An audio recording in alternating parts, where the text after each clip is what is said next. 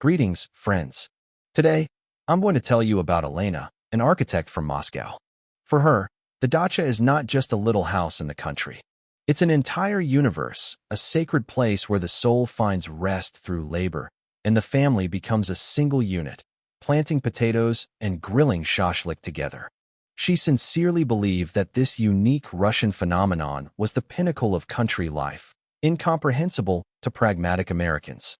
And then, for her husband's job, her family moves to a quiet suburb of Chicago.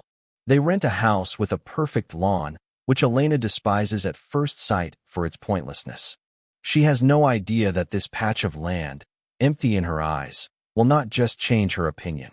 It will shatter her old ideals and show her what true freedom is, a freedom she had never even considered. Be sure to watch until the end, because the conclusions this Russian woman comes to will make you look at your own life in a new way. To understand the full drama of Elena's situation, you need to feel what her dacha near Klin meant to her. It was a whole world woven from rituals.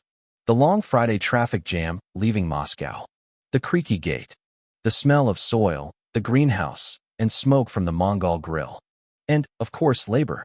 Labor that was perceived not as a punishment, but as a sacred act.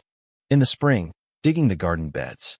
In the summer, weeding, watering, and gathering the first harvest. In the fall, the battle for the potatoes. Every family member, from the youngest to the oldest, was involved in this cycle. This wasn't just about growing food. It was a way of bonding, of passing down traditions, an annual team-building exercise on their small plot of land. And in the evening, after the banya, everyone would gather at one table, tired but happy. And the food, grown with their own hands, seemed more delicious than any delicacy. The dacha was their fortress, their insurance policy against any crisis, their place of power. Elena was proud of this culture and looked at the American backyard barbecues from the movies as something plastic and soulless. And now, here she is, standing in the middle of her new American backyard in Illinois. And she feels an emptiness. A flawless, bright green lawn, as flat as a golf green. Not a single garden bed, not one fruit bush. A neat patio with a couple of lounge chairs and a gas grill, which seemed lazy and cowardly to her compared to the honest fire of her Mongol. This yard demanded nothing of her, and that was driving her crazy. It was like a beautiful but lifeless picture.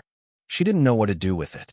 She missed her shovel, the smell of freshly dug earth, the feeling of pleasant fatigue in her muscles.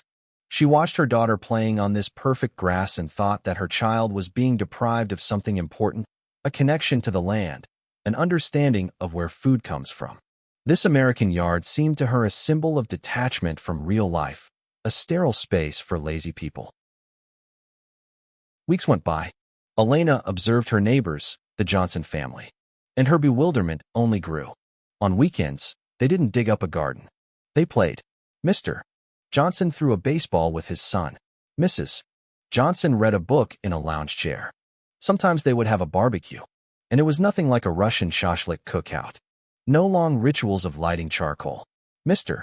Johnson would simply turn a knob on his gas grill, and 5 minutes later, he was cooking burgers. People gathered not to celebrate the end of a hard day's work, but just because. To chat, to laugh, to relax. At first, Elena saw only superficiality in this. But then she began to notice something else. The Johnsons were relaxed. Their weekends were dedicated not to fulfilling a duty to the land, but to recovering their strength and connecting with each other. Their children were learning not how to work, but how to rest and enjoy life. The turning point came on a hot Sunday. Elena's husband, exhausted from a tough work week in his Chicago office, said, "I don't want to go anywhere. I don't want to dig anything.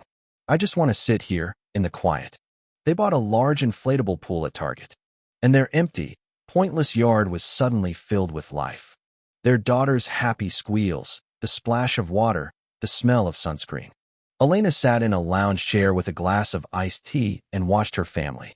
And suddenly, she realized a terrible truth. Their entire dacha culture, which she had been so proud of, was born not of free choice, but of necessity. The necessity to provide food for themselves in unstable times.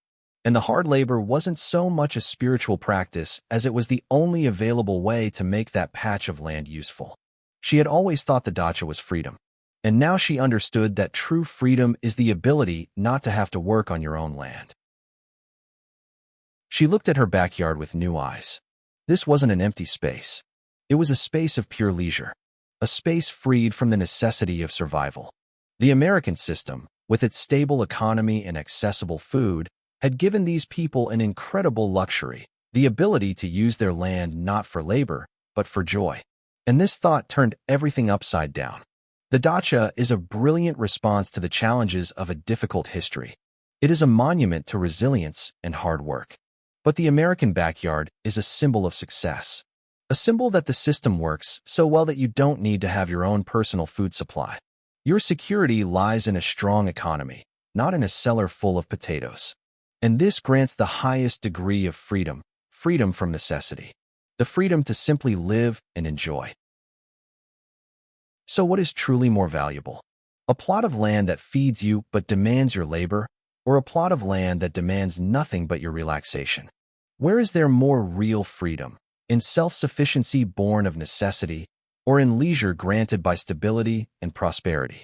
Share your opinion in the comments, because this question lies at the heart of our understanding of a good life. And of course, subscribe to the channel, give us a like, and hit that bell icon so you don't miss our next dive into the surprising American reality.